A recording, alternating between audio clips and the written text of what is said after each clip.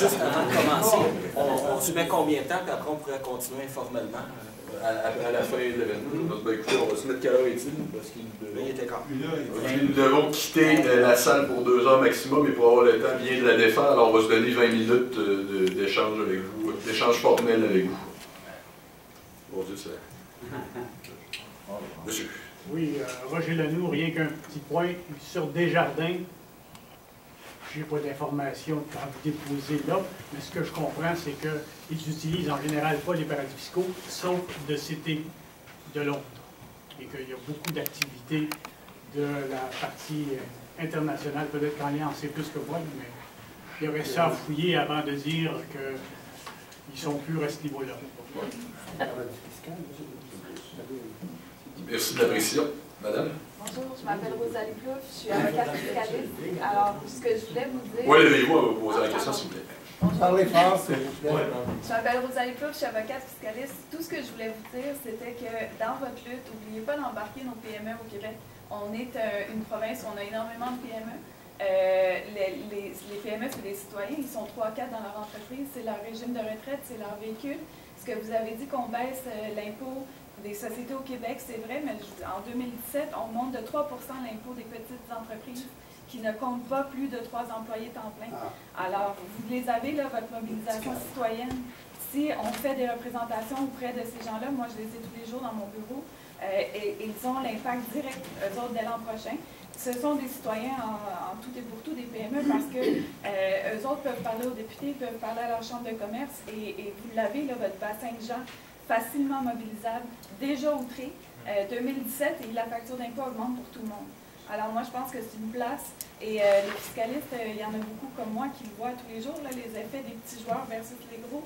On n'est pas tous de bonne humeur de ça. Notre clientèle en paye le prix, et des associations comme l'Association fiscale de planification financière et fiscale au Québec représentent des fiscalistes, des économistes, dont la clientèle, c'est ça.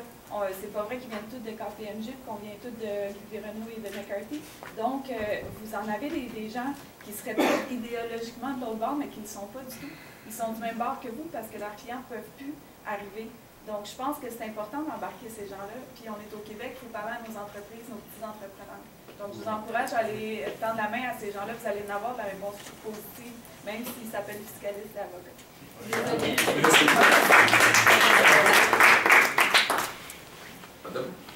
Marianne Suberlin. La question des traités de libre-échange par rapport aux paradis fiscaux, est-ce que ça fait partie d'un réseau qui se soutient?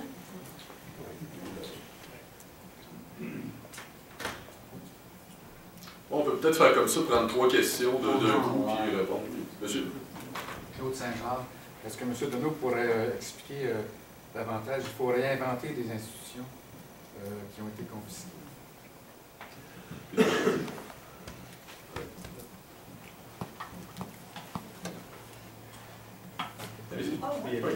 Oui. D'abord, je voudrais remercier M. Sainte-Marie. Je trouve que c'est exactement ça que moi j'attends du Bloc québécois. Qu'il soit présent sur les enjeux fédéraux. Ce qui n'a pas toujours été le cas. Si pour voter Bloc, on a nous donner... Elle vous manque, c'est 5$. Oui, c'est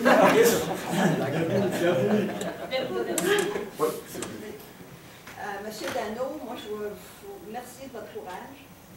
Vous avez bien décrit la situation décourageante et les forces qui sont contre vous. Moi, je ne trouve pas que d'avoir le portrait réel soit démobilisant. Ce qui est démobilisant, c'est d'avoir des écrans de fumée. Que dans le fond, on le sait que c'est ça, mais on fait semblant, c'est pas si pire que ça, et ça serait facile facile en cas de l'idée. C'est les enjeux actuels de la société, ça en fait partie. Par contre, il manque un petit quelque chose aujourd'hui. On parle de tout ce constat-là, il manque aujourd'hui, puis il manque tout le temps. Et on nous présente des actions citoyennes pour faire bouger les choses. Entre autres, les manifestations, on voit plein de personnes avec des grandes banderoles. C'est le même dans d'autres domaines. Je félicite quand même l'effort. Mais pour moi, c'est évident qu'on est en dessous complètement de ce que ça va prendre pour faire des changements. Autrefois, je ne sais pas bien, autrefois, il y avait des organisations internationales politiques. Moi, je suis trop jeune pour ça, mais tu sais, deuxième, troisième, quatrième internationale, socialiste, communiste, etc., qui se faisaient des plans d'action au niveau international. Aujourd'hui, je ne pense pas qu'il y ait quelque chose comme ça qui existe. S'il y a de quoi qui existe, quels sont, puis entre l'action citoyenne et l'action politique, il y a un fossé en ce moment. Je pense qu'une action citoyenne doit en arriver à être fédérée dans des organisations politiques. On parle d'un sujet international. Quelles sont les organisations politiques au niveau international qui portent cet espoir de changement-là? Est-ce que ce sont des partis patriotes européens? Sinon, qui?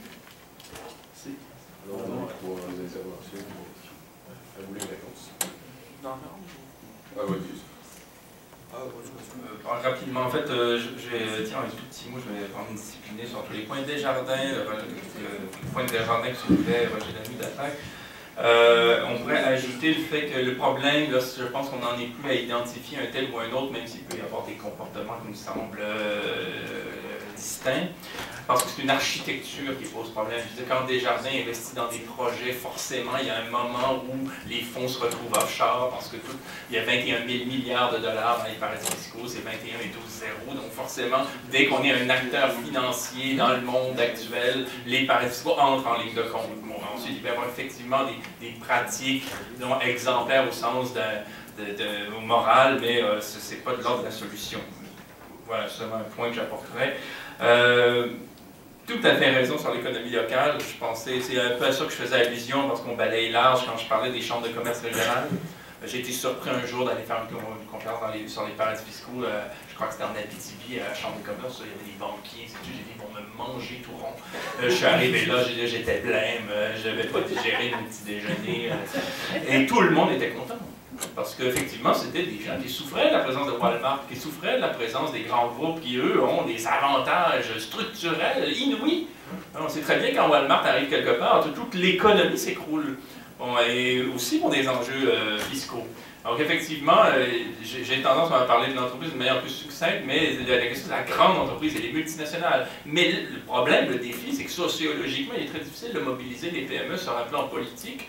Charles Wright Mills pourrait en parler très bien dans l'école blanc, mais notamment parce que très souvent les PME sont les sous-traitantes des multinationales. Alors il est très difficile de mordre la main qui nous bon, c'est un enjeu sociologique très important. Et vraiment, la question, c'est pour ça qu'au Réseau pour la justice fiscale, on s'est donné un nom assez neutre. La question des paradis fiscaux est transversale. Moi, j'ai mes opinions politiques, ainsi de suite, mais sur cette question des paradis fiscaux, j'essaie de coaliser. Parce que je pense que de l'extrême gauche au centre droit, on peut vraiment se retrouver sur certains points et faire œuvre utile ensemble pour la communauté nationale.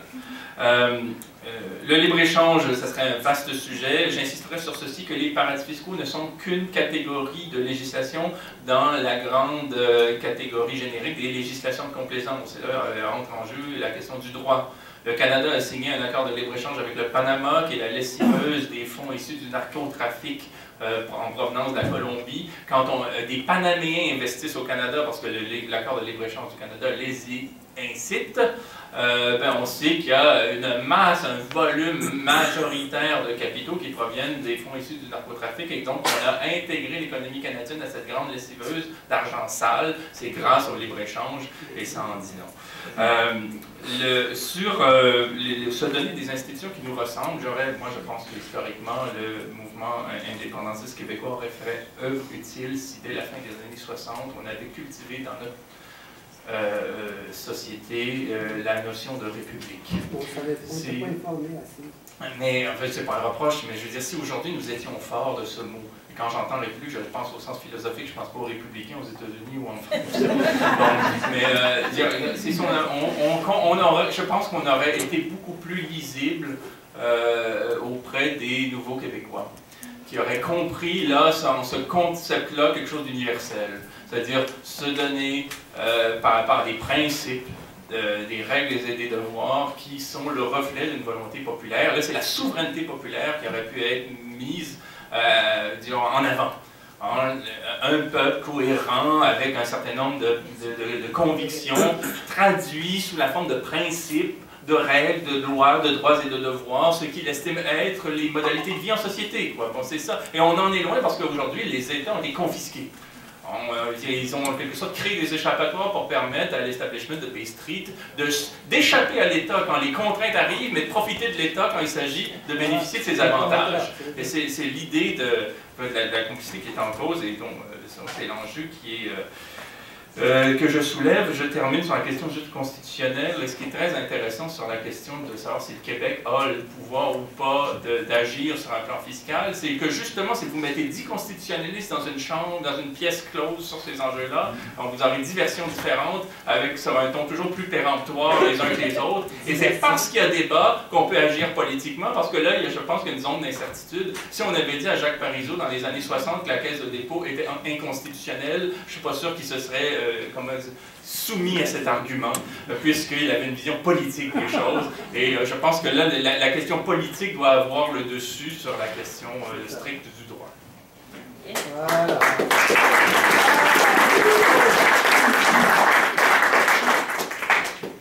Moi aussi, je pourrais user de sophisme et de comparaison. C'était une blague, Alain. Bon, Alain, premièrement, merci pour les différents commentaires. Très appréciés. Alain a répondu à l'essentiel des éléments, comme pour la question là, des organisations internationales et politiques, je n'ai pas la réponse. 2 points à rajouter. Il a été question de réinventer les institutions. À mon avis, c'est fondamental au niveau, depuis le début des années 70, on n'a plus de système monétaire international. Ça, c'est un problème majeur. Il y a de la spéculation, des attaques contre des pays, la surfinanciarisation. C'est la loi de la jungle au niveau international, tant au niveau des monnaies que des transferts de capitaux et de la délocalisation et tout. Ça prend un système monétaire international. L'essentiel des grandes crises depuis le début des années 80 en Amérique latine, puis tout autour du monde jusqu'à 2008, découle en grande partie de ça. Selon moi, il faut aller plus loin que ce que Tobin suggérait, mais lui, il indiquait bien le problème et il disait qu'il y avait des solutions envisageables. Donc, selon moi, s'il y a une institution à réinventer, c'est un système monétaire international qui est plus criant que jamais. Plus que jamais, on aurait besoin d'un John Maynard Keynes des temps modernes. Peut-être, Alain, pour être ton prochain défi. Au niveau des accords de libre-échange et tout, quand même, ça c'est un petit élément là-dessus. Même si l'ALENA, qui est très contraignante entre Canada et États-Unis et Mexique, la lutte aux paradis fiscaux aux États-Unis est beaucoup plus forte qu'ici. Hein? Le Canada est un mauvais garçon là, dans sa lutte aux paradis fiscaux. Et avec les fraudeurs, KPMG, là, ils ont fait l'équivalent qu'au Canada, aux États-Unis. Mais quand ils ont pris, les dirigeants de KPMG étaient menacés de prison, puis ça s'est réglé assez vite, puis ils ne s'essayent plus là-bas. Là. Donc, on peut des fois prendre exemple aussi sur nos voisins, même si ils appuient Trump. Merci. Juste deux petits mots. Je suis très contente de voir qu'il y a des fiscalistes qui sont intéressés à travailler sur ces questions. Je les invite à venir travailler avec nous. Et ça serait extrêmement intéressant, en tout cas pour nous, d'avoir des fiscalistes qui sont là. Peut-être même ils pourraient former une association de fiscalistes contre le libre-échange ou contre les paradis fiscaux au moins. Pour le libre-échange, effectivement, c'est un enjeu extrêmement important, au moins aussi important que les paradis fiscaux actuellement. Il y a là aussi une révolte assez solide qui se passe aux États-Unis et en Europe. Nous, ici, on est à la traîne. Peut-être que ce serait le moment pour nous aussi de travailler là-dessus. Il y a des choses qui se font, bien sûr, c'est pas complètement à zéro, mais il y a encore beaucoup de travail à faire sur cette question. Quant au travail avec les politiciens, bien sûr, on est tout à fait ouvert à ça, je l'ai mentionné tout à l'heure. Si on peut aider les députés qui veulent faire du travail là-dessus, aider des partis comme Québec solidaire ou d'autres partis, il n'y en a pas beaucoup, qui veulent travailler sur cette question, ça serait extrêmement intéressant aussi. Nous en prendrons 3 dernières. Les 4 mains levées, ça va être vous les derniers. Vous allez fermer la marche. Monsieur? Mon nom, c'est l'Espérance Morphone. Dans tout ça, j'ai bien écouté les exposés, mais on s'en va vers l'internationalisme et le gouvernement universel, gratuité universelle, l'ONU. Il y a 5 continents dans le monde. Alors, les paradis fiscaux, c'est sûr, ils sont toujours listés parce que ça va enlever le nationalisme, les armées, et il va falloir faire des règlements bancaires, c'est sûr. Mais quelles sont les véritables lois bancaires internationales que vous préconisez, vous autres? Comme l'attaque, bon, où est l'adresse, premièrement, pour vous contacter? Internet. Il y a juste ça. Et comment envoyer nos exposés, nos mémoires à vous autres, à votre organisme? Parce que Main Rouge, des histoires communistes, l'Université du Québec, la casse et la matraque, les journaux, on en a vu toutes les couleurs, les cytoskistes et des marximistes. Les gratteux de guitare. C'est de la caricature. Donc, votre question, quel est le site Internet d'attaque? Non, mais moi, je dis que tout le temps, il va falloir avoir des lois internationales bancaires qui vont régir tout ça, parce que les fonds de pension de toutes les multinationales sont utilisés comment avec les pays, les caisses de dépôt et de retraite. Quand la JRC, l'armée, tout ça, de tous les pays, sont des paradis fiscaux. Dans l'immobilier, les compagnies d'assurance avec. Alors, il y a un malaise quelque part pour tous les gouvernements qui ont investi là. C'est une chicane politique qui allait à la guerre mondiale, comme disait Donald Trump. Il y a une guerre mexicaine. Merci. Monsieur Larrey.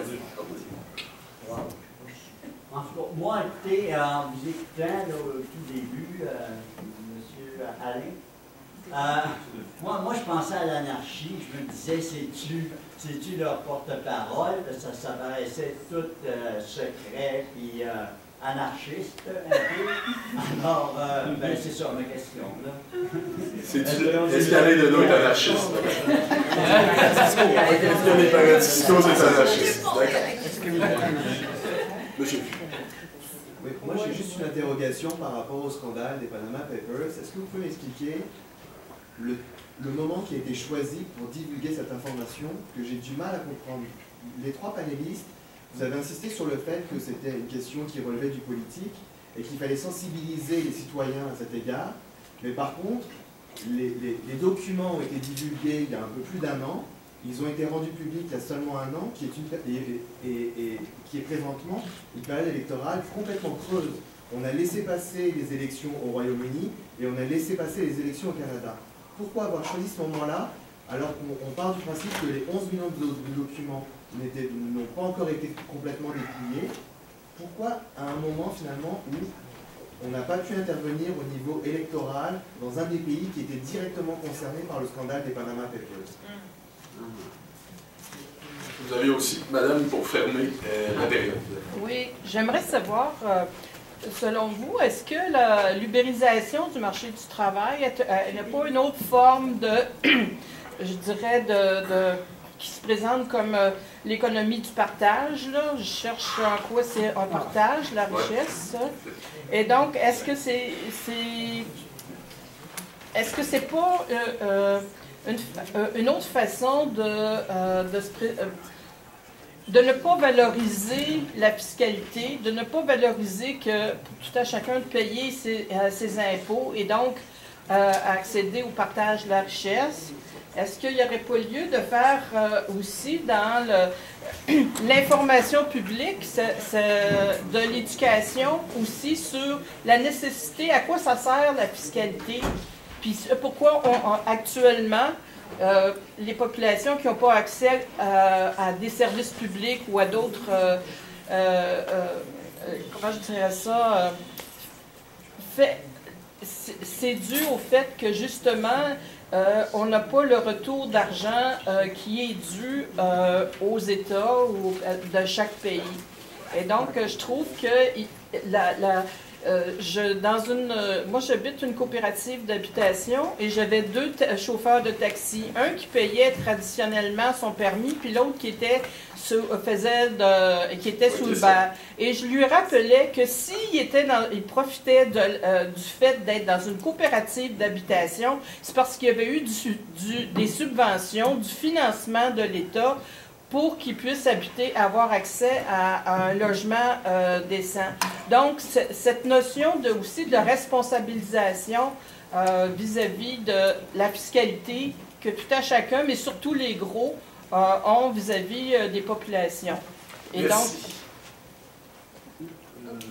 Très court, s'il vous plaît. Yann Gourvès de Culture Québec. Je voulais savoir, il y a combien de chaises en dépôt chez Gabriel Sainte-Marie? C'est parti. Alors que vous souhaitez. Bon, moi, c'est très court, fait que je vais commencer. Bon, je voudrais juste répondre à monsieur que voilà l'adresse, mais aussi sur la table à l'extérieur, vous avez une liste pour mettre votre nom et on va vous envoyer l'information. Et vous pouvez vous faire membre de Data Québec aussi là-bas. Alors, c'est disponible à l'extérieur. Pour connaître la philosophie d'Atta Québec. Pour connaître la philosophie d'Atta Québec, je pense que la meilleure façon, c'est d'aller sur le site et de lire un petit peu ce qu'il y a publié. Très rapidement, je t'interromps. Non? Très rapidement, sur la question de la référence à l'anarchisme, Nicholas Jackson décrit les paradis fiscaux comme étant des États libertariens. Des États libertariens, pas libertaires. C'est-à-dire anarchistes de droite. Sur la question de la sortie des Panama Papers, c'est très intéressant parce qu'il y a eu beaucoup de spéculations, on peut dire ça comme ça, sur la raison de la date, on s'est beaucoup questionné sur le fait qu'il n'y ait pas d'acteurs américains, à peu près, qui soient cités tout d'un coup, alors que le Panama n'est pas très loin, c'est un paradis fiscal que les États-Unis utilisent abondamment. Tout d'un coup, il y a beaucoup de questions, après ça, c'est intéressant de les soulever, mais il y a eu deux lectures sur le moment de la publication de données. D'une part, on a pu dire un peu ce que vous disiez, là, c'est quand même curieux, ça tombe à un moment creux. Il y a un autre discours contraire qui a été de dire on en a beaucoup parlé parce qu'il ne se passait rien. Il n'y avait pas à ce moment-là d'incendie en Alberta, il n'y avait pas d'incertitude quant à la direction du Parti québécois, il n'y avait pas de je sais pas en France, il n'y avait non plus pas grand-chose qui se passait. Et donc il y avait une sorte de vide pendant 10 jours, et les journalistes en ont fait un feuilleton quotidien. Grâce à ça, sinon, tu passé comme une question parmi d'autres dans les affaires courantes. Et puis après, c'est pas bon, après ça, on peut y réfléchir, mais ce serait intéressant de voir pour avoir des informations plus précises. Ça titille ma curiosité, là, ce qu'en pense Frédéric Zarac, par exemple, du Consortium international de journalistes d'investigation, dont il fait partie au nom du Canada. Voilà. Ce serait intéressant qu'ils nous disent comment se déterminent les échéances, parce qu'il doit y avoir beaucoup de négociations. Et je finirai simplement en disant sur le lien entre fiscalité, budget, c'est-à-dire les recettes de l'État et les dépenses de l'État, qu'on a tendance à distinguer. Là. Il y en a qui pensent vraiment que lorsqu'ils donnent de l'argent à l'État, ils perdent. Et puis, bien sûr qu'ils vont aller à l'hôpital s'ils se font une écharpe, mais ils vont râler toute l'année, qu'ils gaspillent de l'argent en le donnant à l'État. Oxfam organise cette année une campagne. Il s'agit d'écrire dans un court document qui fera l'objet d'une synthèse plus tard. Qu'est-ce qu'on ferait s'il y avait $1 milliard de plus qui était attribué à son secteur d'activité pour lutter contre les inégalités? Et l'idée, c'est de dire, voilà, il y a un lien entre les dépenses publiques et les recettes de l'État, ce qu'on a malheureusement tendance à oublier. C'est ça. Le dernier, mais non le moins. Merci pour le compliment. Pour l'ubérisation... Si tu le vois comme ça. C'est la plus belle chose qu'on m'a dit cette semaine. Bon, on va répondre. Pour l'ubérisation, c'est sûr quand on voit que les plus fortunés, les plus puissants se sauvent avec la POC, ben là, c'est dur après ça là, de demander aux autres d'être sérieux puis de fournir l'effort fiscal. En même temps, la société est dynamique. Quand il y a une transformation de l'économie avec les nouvelles technologies, il va falloir s'y adapter puis réfléchir aux nouvelles façons, aux nouveaux outils techniques, puis s'assurer que chacun continue à contribuer là, à l'assiette fiscale, puis chacun fournisse selon son effort. Le danger dans nos sociétés, c'est l'atomisation, que chaque individu, on le voit là, au niveau social, ne se parle plus, chacun fasse sa petite affaire, puis décroche d'un projet collectif ou du projet social de communauté. Puis la question des paradis fiscaux est est au devant de ça. On dit, Colin, avec ça, ça donne le goût de tout lâcher, puis moi aussi, je vais le détourner mon argent, puis gna. Donc, il faut, ça va être une réponse très rapide, là, mais c'est très préoccupant ce que vous dites là. Pour la question de la date, je pense qu'Alain a bien répondu, mais je veux quand même vous rappeler, les paradis fiscaux, on en parle 3 semaines par année. Il y a un scandale par année. Là, il y a eu les Panama Papers. L'année d'avant, c'était le Luxembourg. Avant ça, c'était les documents de la banque HSBC. Avant, c'était l'UBS. Avant, c'était Singapour. Avant, c'était les îles Vierges. Il y a eu le cas de Paul Martin avec sa compagnie de bateau. Il y a eu la fiducie Bronfman. Il y avait la famille Irving avant. Donc, à chaque année, ça revient. On en parle 3 semaines. Le gouvernement dit on met plus d'inspecteurs. Puis là, le monde n'en parle plus jusqu'au prochain scandale qui va durer un autre 3 semaines. Donc, c'est cyclique. Au niveau de l'implication politique, de qu'est-ce qu'on peut faire, tout ça, moi, je tiens vraiment, là, aujourd'hui, à saluer la présence de Véronique Yvon, qui est à la chefferie du Parti québécois, qui veut dire, pendant trop longtemps, le Parti québécois, ou en tout cas, c'est son propos, le Parti québécois allait montrer aux autres comment agir, comment faire et tout. Elle veut renverser la pyramide. C'est comme ça à Joliette, là, ça fait presque une dizaine d'années que je la connais, que je la vois, et près des gens, tout ça. Aller sortir des sentiers battus, c'est se sortir de la zone de confort pour un politicien, créer des nouveaux liens, s'informer, tout ça. Donc vraiment, là, dans une course à la chefferie, prendre ces heures-là, la journée du samedi, pour venir ici, nous écouter, rencontrer les gens. Je tiens à Véronique à lever mon chapeau, puis c'est tout ce que je connais de ton travail est toujours dans ce sens-là. Créer des liens, puis combattre le cynisme en politique. On en a un exemple ici, donc merci beaucoup d'avoir.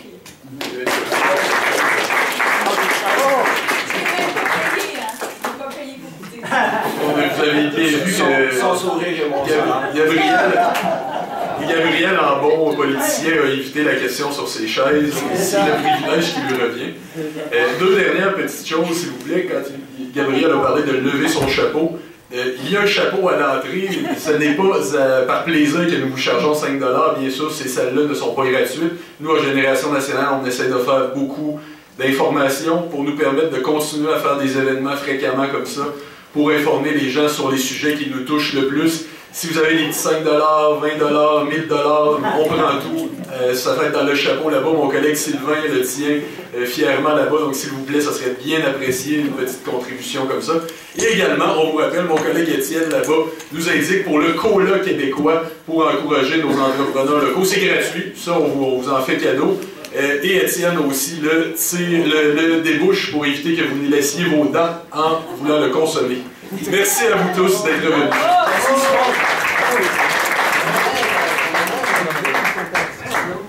Féliciter le monde là-bas.